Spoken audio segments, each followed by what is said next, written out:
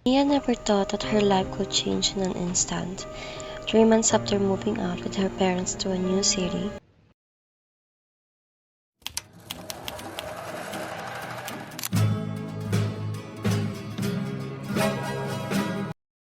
a once cheerful student finds herself drowning in loneliness, academic pressure, and the loss of her old support system.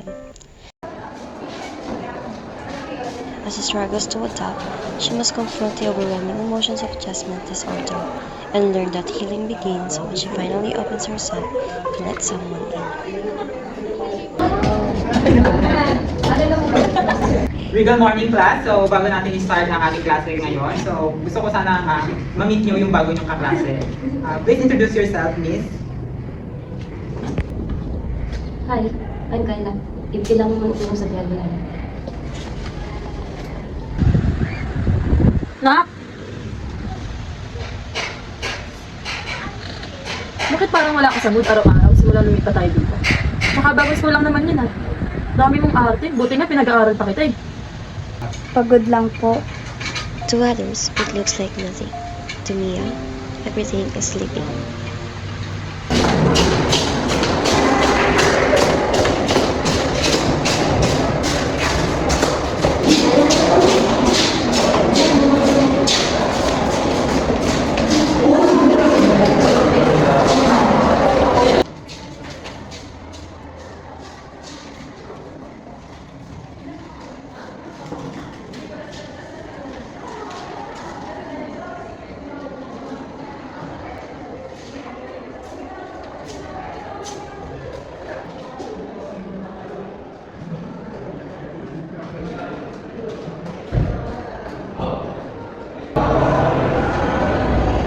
Ayos ka lang.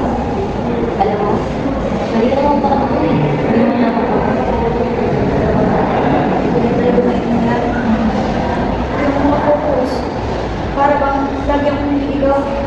At saka parang lahat, laging mabigat. Hindi ko na alam yung gagawin ko.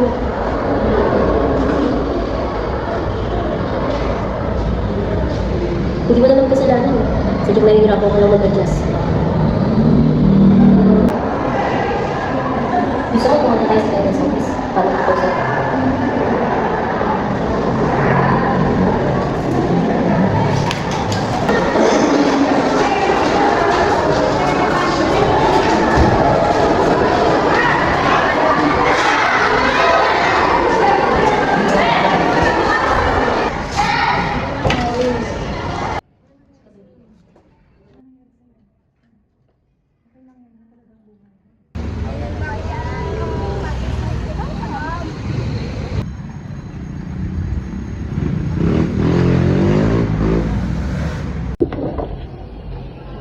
Maybe healing is not instant.